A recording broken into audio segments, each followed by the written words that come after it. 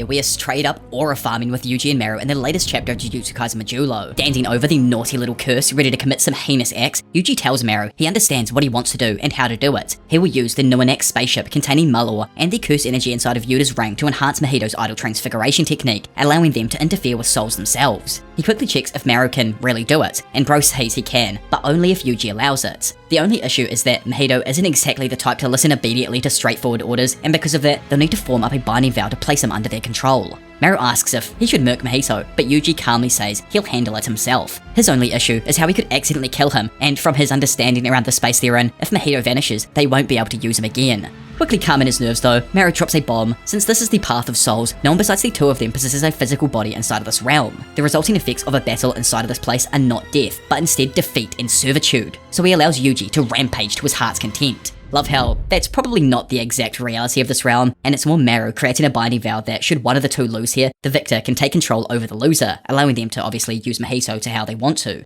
Either way, and kneeling close to the scared Mahito now, Yuji asks him if he's up for it. One final showdown. Within the next millisecond, Mahito lashes out, slashing at Yuji with his augmented hand. Casually walking back to dodge the crash out though, Yuji just watches as Mahito tears down the curtains around them and tells his ass to not underestimate him. For a moment, Yuji looks confusedly around at the change in environment. In front of him, Mahito places his hands on the road and manipulates the floor, trying to make the footing awkward for Yuji. Screaming out at his old foe, Mahito states that Yuji will die if killed here, since he obviously has a real human body after all. It's not that Yuji can do whatever he wants here, it's him. Pushing himself to his absolute limits, Mahito sends forth multiple eel-like transfigurations that slam into Yuji from all directions, trapping the aged sorcerer in a giant ball of flesh. Happily, the maniacal menace rejoices. You see, this entire space is constructed of the same material as the soul, allowing him to target literally anything around him and turn it into a part of his technique to target Yuji. He even jokes that he'll ruin the entire act Bro has of trying to keep this young look going on. And the next moment, Mahito activates his domain expansion, the self-embodiment of perfection.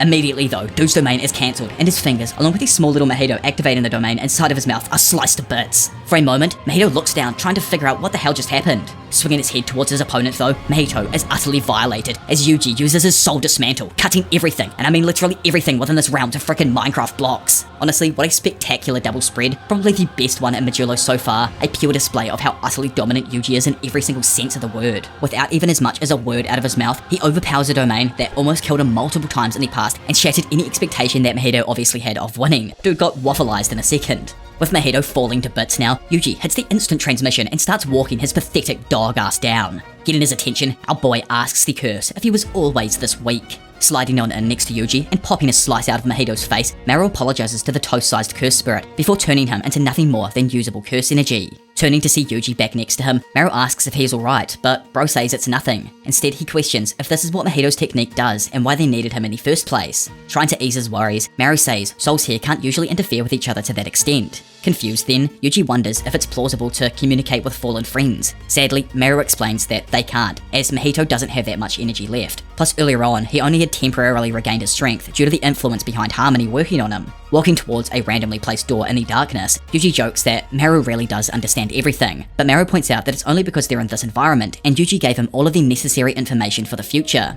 Entering the room and seeing a small cart with everything needed to start the ritual, such as Yuki Tsukumo's research on the soul, Maruo from the ship, Yuta Akotsu's cursed ring, and of course Mahito in a sellable plushie form that you can expect to see in a local Walmart by the time Season 3 ends, Maruo asks for one final confirmation about how the Kalyans or cursed spirits on Earth come to be. Which also, I apologize for calling them Kalins for like this entire time. Up until yesterday when someone called me out in the comments for it, I was like, nah, you've got to be joking. And then I looked at it and realized that, yeah, I've been calling them Kalins when actually they're Kalyans. But either way, and continuing on, entering the one place he refused to go for years, his mind, Yuji explains how cursed spirits are formed when curse energy that leaks from humans accumulate like sediment and take shape. Surprisingly, this phenomenon on Earth is almost solely observed in Japan. Also, just remember this statement for in a few moments from now. To create a world where cursed spirits are no longer born, there are two options that they can pretty much go with. The age-old issue, like temp flashback to when old Yuki shattered Gedo's soul with these exact revelations. Either way, the two options obviously are to eliminate all curse energy from the Japanese people, or to turn all Japanese people into sorcerers. Maruo asks regarding option 2, and confirms its logic to himself that a sorcerer's curse energy circulates properly within their own body, and because of that, it is actively expended through the use of techniques and the amount that actually leaks out of them is drastically reduced. However, Yuji remarks that option 2 will not help them here. The harm from cursed spirits would just be replaced from harm from cursed users. Plus, I can't lie, but I feel like the rest of the globe gets a bad trade-off with this one as well. Like, everyone in Japan gets cursed energy, but the rest of the globe is just like left, I guess, as normal humans. Like, they're not going to evolve as a species. The harm that's currently caused by cursed spirits would be switched from that to harm caused by millions of curse users who will abuse their Jujutsu. Regarding the first option, Yuji wonders if it would just result in the birth of hundreds of physically gifted people like Maki. Putting that to the side for now, Maruo asks if Yuji is happy with proceeding in the direction of eliminating all curse energy from the Japanese and Samurian people. Not giving him the go-ahead just yet, Yuji asks if curse spirits are born from Samurians, but Maruo lets him know that only happens if the curse technique or curse energy they possess is exceptionally large, so people like Deibora or Dora would pretty much be the only exceptions. Popping his ass onto the floor to think, Yuji asks Maruo what his thoughts are on what they're about to do. To him, stripping the curse energy from Earthlings will only create further issues later on.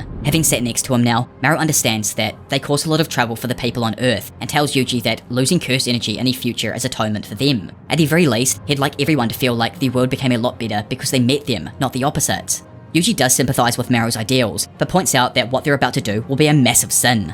On Earth, now that the aliens have arrived, research into curse energy, which had long been stagnating as a potential new energy source, should have started advancing rapidly. In exchange for a future safety net, they'll instead be stripping away the future of every possible potential, and Yuji refuses to deny them that way of thinking. He poses that in the next few hundred years, resources might start to run dry, and then they'll have no choice but to rely on curse energy. If they continue now, all of that possibility will just disappear. Plus, it's not just that, they are literally tampering with the bodies of random people without their consent, so he doesn't think it's something that can be exactly praised over. Sweating with apprehension, Maruo asks what he should do then. However, Yuji quickly eases his mind as he tells him that he will do it. Entering big brain mode for a second, Bro wonders, with curse energy gone, if he'll actually start to age again. Popping back in though, Maruo reveals how he won't interfere with the souls of the current sorcerers or Samurians. Instead, he intends to limit it strictly to non-sorcerers and those who will be born from this point onwards, which is honestly kinda smart. Don't want to just like upend people's lives. The implications of that would be massively insane. People would just be shooting up buildings and doing all kinds of crazy things. I can just imagine it right now. Moving past that, Yuji brings up the next issue, cursed spirits. Immediately Maruo assumes he's talking about the ones alive and with them now, but Yuji corrects him.